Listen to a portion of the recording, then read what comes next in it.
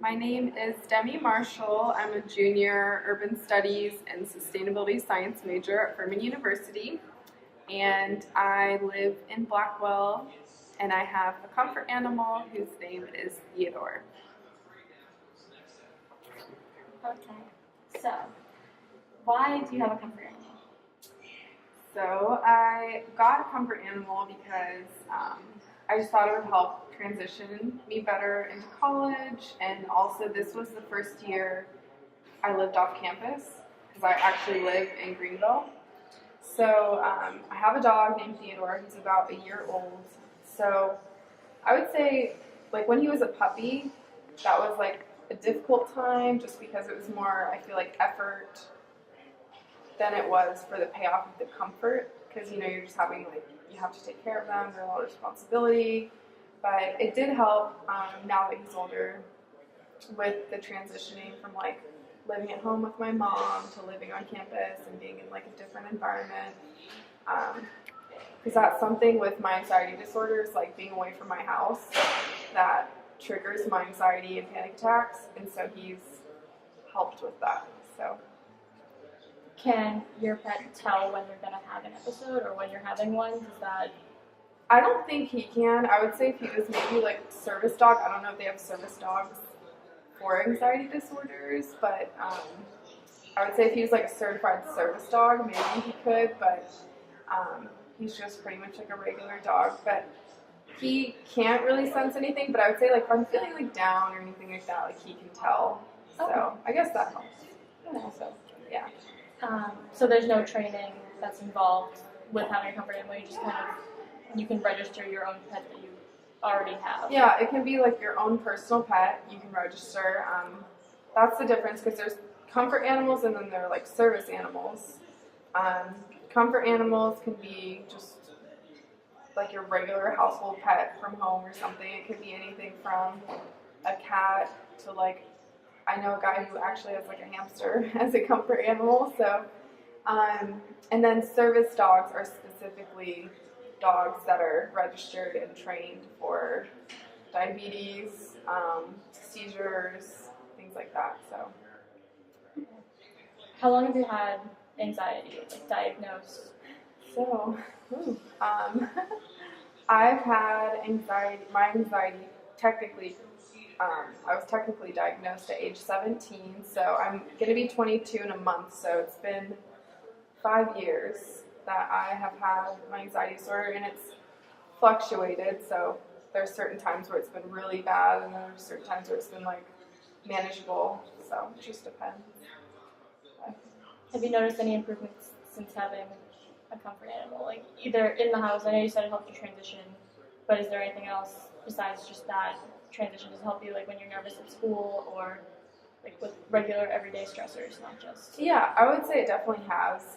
Without me even really like realizing it now, like consciously thinking about the question, it does make me happier, and like it's awesome to see him and have structure. It like has like created structure in my life, so like I have to be responsible for something, and not just that, it also just brings me like joy seeing him. And like if I am like, my mom travels a lot and she's out of town and I'm like not feeling very good a certain day and I'm really anxious, like just like having him there and like playing with him, because he's like really energetic and really playful, so if I'm down he'll like bring my mood up a little bit, so he has helped.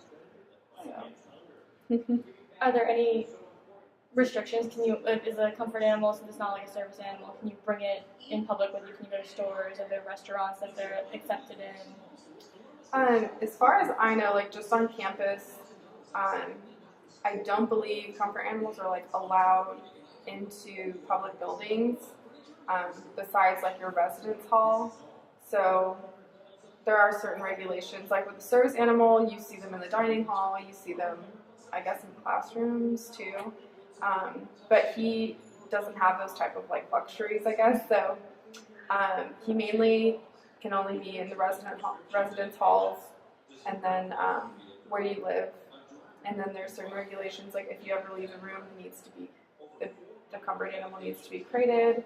They can't be unattended. If you leave somewhere for the weekend, they have to go with you, or they have to like have a place to stay. You can't just obviously like leave them or have someone watch him in your dorm. So I'm pretty sure. But there are like differences between, I guess, like what you can and can't do as a comfort animal.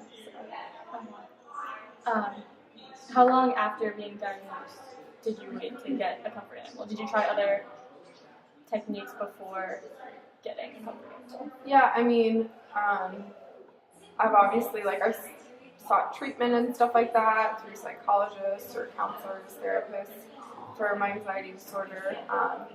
But I would say the first time I like grew towards more like comfort in a pet was when I got my cat, which was when I believe I was 18.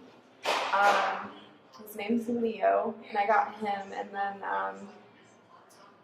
having Theodore has also kind of worked in the same way, I guess, just because it's nice just having things to look after, and especially with a dog, they just express like more emotion, they're more, I don't know, cats can be kind of like introverted, and they're kind of like independent, and I feel like dogs have a more dependent personality, so that has been more beneficial, I guess, having him versus my cats, so, yeah. So would you recommend having a comfort animal? To like friends and stuff like that? Yeah. Yeah.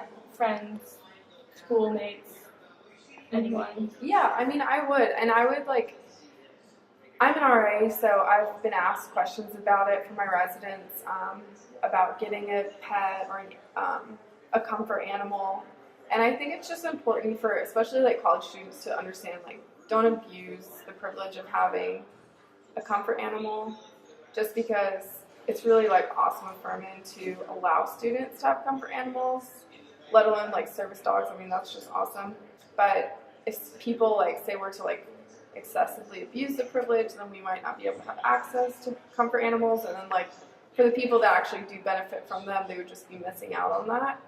And I also tell people too, you know, pets are a lot of responsibility. So just like weigh out your options, make sure that it's not more trouble than it's worth.